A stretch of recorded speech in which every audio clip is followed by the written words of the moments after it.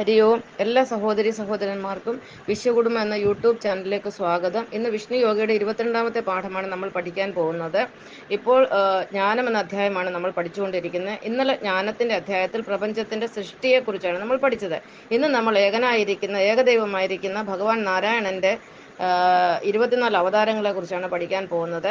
ആ 24 അവതാരങ്ങൾ എന്താണെന്ന് നോക്കാം. 1 ആദിപുരുഷൻ, 2 4 കുമാരന്മാർ. ഈ 4 കുമാരന്മാരുടെ പേര് സനകൻ, സനാതനൻ, സനന്ദൻ, സനത്കുമാർ എന്നാണ്. 3ാമത്തെ അവതാരം നാരദൻ, 4 നരനാരായണൻ, 5 കപിലൻ, 6 ദത്താത്രേയൻ, 7 യജ്ഞന്, 8 ഋഷഭന്, 9 പൃഥു, 10 ധന്വന്തരി, 11 മോഹിനി, 12 ഹയഗ്രീവൻ, 13 വ്യാസൻ, 14 മത്സ്യം, 15 കൂർമ്മം, 16 വരാഹം, 17 നരസിംഹം, 18 വാമനൻ, 19 പരശുരാമൻ, 20 ശ്രീരാമൻ, 21 ബലരാമൻ, 22 ശ്രീകൃഷ്ണൻ, 23 ബുദ്ധൻ എന്ന ശ്രീയേശു, 24 ശ്രീകൽക്കി. ഈ 24 അവതാരങ്ങളിൽ നമ്മൾ ആദ്യത്തെ അവതാരമായ ആദിപുരുഷനെ കുറിച്ചാണ് പഠിക്കുന്നത്. ആദിപുരുഷൻ എന്ന് പറയുന്നത് അനന്തപത്മനാഭനാണ്. അതായത് അനന്തശായിയായി അനന്തൻ എന്ന സർപ്പത്തിന്റെ മുകളിൽ കിടക്കുന്ന ഭഗവാനെ കുറിച്ചാണ് നമ്മൾ പഠിക്കുന്നത്. ഇതാണ് ഭഗവാന്റെ ആദ്യത്തെ അവതാരം. ഈ അനന്ത ശയനത്തിൽ എന്തുകൊണ്ടാണ് ഭഗവാൻ, അല്ലെങ്കിൽ ഈ സർപ്പത്തിന്റെ മുകളിൽ എന്താണ് ശയിക്കുന്നത്, അതിന്റെ അർത്ഥം എന്താണ്? അതിന്റെ അർത്ഥം ഇതാണ്: മനുഷ്യന്റെ ജീവിതം എന്ന് പറയുന്നത് വളരെ എന്താ പറയുന്നത്, അതിന് ഏത് സമയത്ത് എന്ത് സംഭവിക്കാം. മനുഷ്യന്റെ ജീവിതത്തിന്റെ കൂടെ എപ്പോഴും മരണവും നമ്മുടെ കൂടെ തന്നെയുണ്ട്.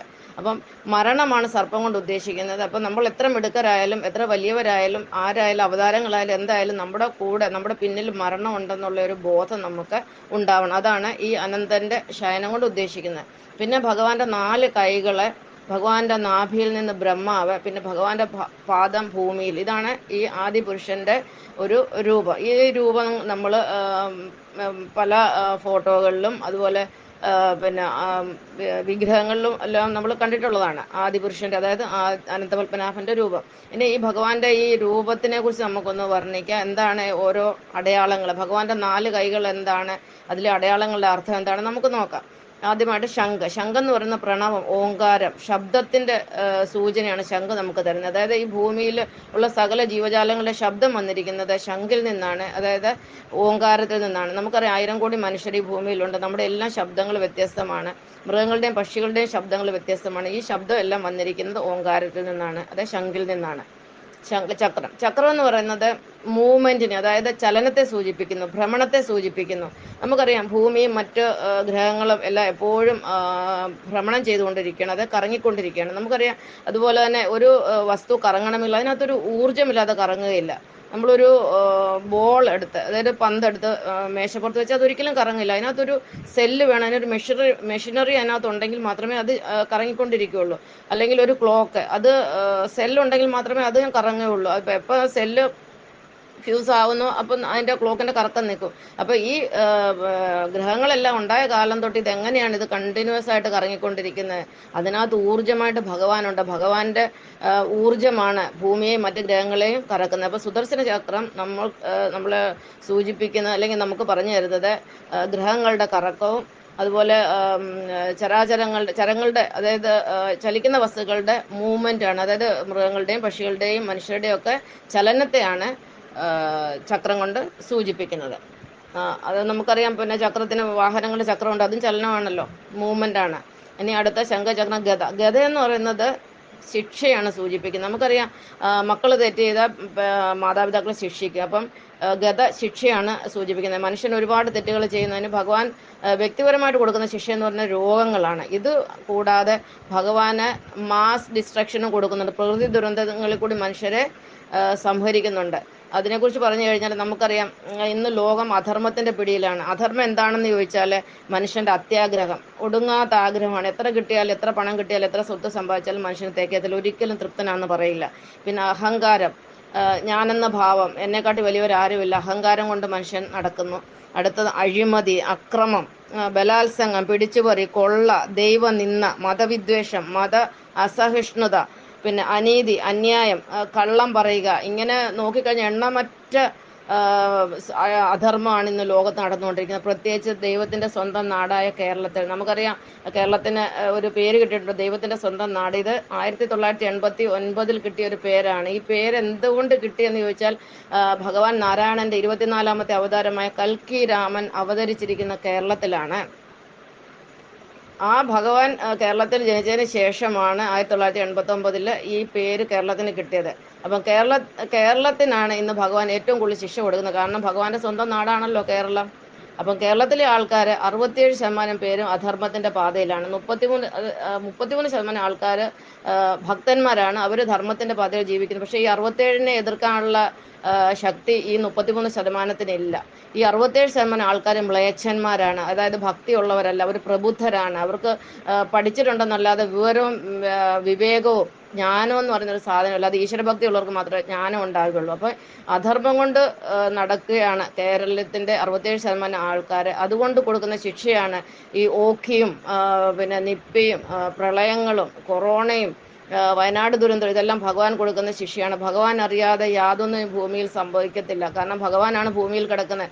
ഭഗവാൻ ഒന്ന് കുലുങ്ങിയാൽ ഏതൊക്കെ ഭാഗങ്ങൾ തെറിച്ചു പോകും നമുക്ക് പറയാൻ പറ്റില്ല. അപ്പം ഭൂകമ്പം വന്നാലും സുനാമി വന്നാലും അല്ലെങ്കിൽ ലാൻഡ് സ്ലൈഡ് വന്നാലും എന്തു പറയുന്നത്, ഇപ്പം വന്ന ഒരു വയനാട് ദുരന്തം, മേഘസ്ഫോടനം, അല്ലെങ്കിൽ ഉരുള് പൊട്ടുക, ഇതെല്ലാം ഭഗവാൻ അറിഞ്ഞുകൊണ്ടാണ് ചെയ്യുന്നത്. കാരണം അപ്പോൾ ചോദിക്കുക, എങ്ങനെയാണ് ഈ നിരപരാധികളെയൊക്കെ ഭഗവാൻ എന്തിനാണ് കൊല്ലുന്നത്? നിരപരാധികളെ നമുക്ക് പറയാൻ പറ്റില്ല. ഒരാളുടെ മനസ്സിൻ്റെ ഉള്ളിൽ എന്താ ഇരിക്കുന്നതെന്നും സാധാരണ മനുഷ്യന് മനസ്സിലാവില്ല. അപ്പോൾ ഒരു സമൂഹത്തിൽ ഒരാളെങ്കിലും തെറ്റുകാരാണെങ്കിൽ പരക്കെയുള്ള സമൂഹങ്ങളെല്ലാം അത് അനുഭവിക്കണമെന്ന, ഒരു എരുമയ്ക്ക് ചേറ് പറ്റിയാൽ 7 എരുമയ്ക്ക് പറ്റുമെന്ന. അപ്പം ഒരുത്തൻ തെറ്റ് ചെയ്താൽ പരക്കെയുള്ള മഹാജനങ്ങളെല്ലാം അനുഭവിക്കുമെന്ന് നമ്മൾ കേട്ടിട്ടുണ്ട്.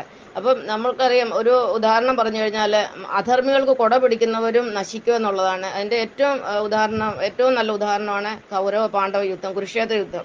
നമുക്കറിയാം, കുരുക്ഷേത്ര യുദ്ധത്തിൽ അധർമ്മികളായിരുന്നു ദുര്യോധനാദികൾ. അവരുടെ കൂടെയാണ് ധർമ്മിഷ്ഠരായ ഭീഷ്മര്, കൃപാചാര്യര്, ദ്രോണാചാര്യര്, ശല്യര്, കൃപര്, പിന്നെ അതുപോലെ അശ്വത്ഥാമാവ്, പിന്നെ കർണന്, ഇവരെല്ലാം ഈ അധർമ്മികൾക്ക് വേണ്ടി യുദ്ധം ചെയ്ത ആൾക്കാരാണ്. അതുകൊണ്ട് എന്താ പറ്റിയത്? സർവനാശം ഭവിച്ചു, എല്ലാം നശിച്ചു പോയി. കൗരവർ കംപ്ലീറ്റ്, ഒരെണ്ണം പോലും ബാക്കി വന്നില്ല. എന്ന് പറയുന്ന പോലെ എവിടെ ദുരന്തം വന്നാലും ഇത് അനുഭവിക്കുന്ന ഒരാൾ ചെയ്താൽ എല്ലാവരും കൂടെ അനുഭവിക്കുക. അത് അങ്ങനെയാണ്. നമുക്കറിയാലോ, എല്ലാവരും ഒരേ ഈശ്വരന്റെ സന്തതികളാണ്. അല്ലാതെ അവിടെ ജാതി മതമൊന്നും, ഭഗവാന് ജാതിയില്ല, മതമില്ല, വർഗമില്ല, വർണ്ണമില്ല, ഭാഷയില്ല, ദേശമില്ല, ഒന്നുമില്ല. ഭഗവാന് കേട്ടില്ല, ഈശ്വരൻ ഹിന്ദു അല്ല, ക്രിസ്ത്യാനിയല്ല, മുസൽമാനല്ല, ഇന്ദ്രനും ചന്ദ്രനും അല്ല. അതാണ് സത്യം. ഭഗവാന് ജാതിയില്ല, മതമില്ല, ഒന്നുമില്ല. എല്ലാവരും ഒരുപോലെയുള്ളൂ. ഭഗവാൻ എല്ലാം ഭഗവാന്റെ മക്കളാണ്. പക്ഷെ അധർമ്മം കാണിച്ചു കഴിഞ്ഞാൽ ഭഗവാൻ വെറുതെ വിടത്തില്ല. ഇനിയും കേരളത്തിൽ ഇഷ്ടം പോലെ ശിക്ഷ കിട്ടും. കേരളീയർ മാനസാന്തരപ്പെട്ട് ഈശ്വരനിലോട്ട് സഞ്ചരിക്കുന്നവരെ ഈ ശിക്ഷ തുടർന്നുകൊണ്ടേയിരിക്കും. ആദ്യം കേരളം നന്നാകട്ടെ, അത് കണ്ടിട്ട് ലോകം പതുക്കെ നന്നായിക്കോളും. തന്നെയല്ല, ഇനി ലോകത്തിന് പണിയുണ്ട്. 3-ാം ലോക മഹായുദ്ധം വരുന്നു. ഈ 1/3 1000 കോടിയിൽ നിന്ന് ചിലപ്പോൾ 300 കോടിയായി മാറും. അത്രയും ആൾക്കാർ മരിച്ചു പോകും. അപ്പോൾ ഇനിയും നമ്മൾ ഒരു സ്പിരിച്വൽ ഇവല്യൂഷൻ, അതായത് ഒരു ആത്മീയ പരിണാമത്തിന്റെ പാതയിലാണ് നമ്മളിപ്പോൾ. ഇനിയുള്ള ബാക്കി വരുന്ന മനുഷ്യരെല്ലാം ഈശ്വരനിലോട്ട് വന്നു കയറും. കാരണം മനുഷ്യന് സർവനാശം വന്നതിൽ മനുഷ്യൻ മര്യാദ പഠിക്കുകയുള്ളൂ. അപ്പോഴേ ഈശ്വരനിലേക്ക് തിരിയുള്ളൂ. ഇത് എൻ്റെ അനുഭവമാണ്. 20 വർഷം മുമ്പ് ഞാൻ ഈശ്വരനിലോട്ട് തിരിഞ്ഞു. എനിക്കറിയാം, ഈ ബാക്കിയുള്ള സകല മനുഷ്യരും അടുത്ത 3 വർഷത്തിനുള്ളിൽ ഈശ്വരനിലോട്ട് വരും. എല്ലാവർക്കും ആത്മജ്ഞാനം കിട്ടും. എല്ലാവരും ഭഗവാനിൽ എത്തിച്ചേരും എന്നുള്ള കാര്യത്തിൽ യാതൊരു സംശയമില്ല. അപ്പോൾ നമ്മൾ ഗദയെക്കുറിച്ച് പറഞ്ഞു. ഗദ ഭഗവാൻ ശിക്ഷ കൊടുക്കാനാണ് ഉപയോഗിക്കുന്നത്. ഭഗവാൻ ഇപ്പം ലോകർക്ക് ശിക്ഷ കൊടുത്തുകൊണ്ട് തന്നെ ഇരിക്കുകയാണ്. ഇനിയും കൊടുക്കും. ശിക്ഷകളുടെ കാഠിന്യങ്ങൾ കൂടിക്കൂടി വരുന്നതേ ഉള്ളൂ. അടുത്തത് താമരയാണ്. പത്മമാണ് 4ാമത്തെ അടയാളം. പത്മം എന്ന് പറയുന്നത് നമുക്കറിയാലോ, താമരയാണ്. പത്മം ഒരു ജീവനുള്ള വസ്തുവിനെ സൂചിപ്പിക്കുന്നു, അല്ലെങ്കിൽ പ്രാണൻ. താമര എന്ന് പറയുന്നത് സസ്യമാണല്ലോ, ജീവനുള്ളതാണല്ലോ. അപ്പം താമര എന്ന് പറയുന്നത് ജീവനെ സൂചിപ്പിക്കുന്നത്. അപ്പം ഭഗവാനിൽ നിന്നാണ് നമ്മുടെ ജീവൻ വന്നിരിക്കുന്നത്. അപ്പോൾ ഭഗവാനാണ് എല്ലാത്തിനും ജീവൻ കൊടുക്കുന്നതാണ് താമരയുടെ അർത്ഥം. ഇനി അടുത്തത് ബ്രഹ്മാവിനെ കുറിച്ചാണ്. ബ്രഹ്മാവ് ഭഗവാന്റെ നാഭിയിൽ നിന്നാണ് ജനിച്ചിരിക്കുന്നത്. ഭഗവാന്റെ നാഭിയിൽ നിന്ന് ബ്രഹ്മാവ് ജനിച്ചു എന്ന് പറയുന്നതിൻ്റെ അർത്ഥം തന്നെ മനുഷ്യനും, അതായത് മനുഷ്യൻ ജനിക്കുന്നത് മാതാവിന്റെ പുക്കിൾ കൊടി ബന്ധത്തിലൂടെയാണ്. നമുക്കറിയാമല്ലോ, പിറന്നു വീഴുന്ന കുഞ്ഞിനെ പുക്കിൾ കൊടി കട്ട് ചെയ്തിട്ടാണ് മാതാവായിട്ടുള്ള ബന്ധം മാറ്റുന്നത്. അപ്പം ആ മനുഷ്യന്റെ ജനനമാണ്, പുക്കിൾ കൊടി വഴി മനുഷ്യന്റെ ജനനത്തെയാണ് ബ്രഹ്മാവും വിഷ്ണുവും തമ്മിലുള്ള നാഭിയിലൂടെയുള്ള ബന്ധം സൂചിപ്പിക്കുന്നത്. അടുത്തത് ദേവിയുടെ, അതായത് ഭൂമിദേവിയുടെ മടിയിലാണ് ഭഗവാന്റെ കാലിരിക്കുന്നത്. അതിന്റെ അർത്ഥം നമ്മൾ മനുഷ്യരെല്ലാം ഭഗവാന്റെ പ്രതിബിംബങ്ങളാണ്. ഭഗവാൻ അത് ഗ്ലോബും ഭൂമിയും പോലെ, ഭൂമിയുടെ പ്രതിരൂപമാണല്ലോ ഗ്ലോബ് എന്ന് പറഞ്ഞാൽ. ഭഗവാന്റെ പ്രതിരൂപങ്ങളാണ് നമ്മൾ ഓരോരുത്തരും. നമ്മുടെ കാലുകളും ഭൂമിയിൽ ഉറപ്പിച്ചാണ് നമ്മൾ നടക്കുന്നത്. നമ്മൾ മാത്രമല്ല, സകല ജീവികളും അവരുടെ കാല് ഭൂമിയിലാണ്. അപ്പം ഭഗവാന്റെ കാല് ഭൂമിദേവി അല്ലെങ്കിൽ ലക്ഷ്മി ദേവിയുടെ മടിയിലിരിക്കുന്നതിൻ്റെ അർത്ഥം മനുഷ്യൻ എല്ലാവരും നടക്കുന്ന, അല്ലെങ്കിൽ ജീവജാലങ്ങൾ സഞ്ചരിക്കുന്ന ഭൂമിയിൽ കൂടെ എന്നുള്ളതാണ്. അപ്പോൾ ഇന്ന് നമ്മൾ ഇത്രയും പഠിച്ചു.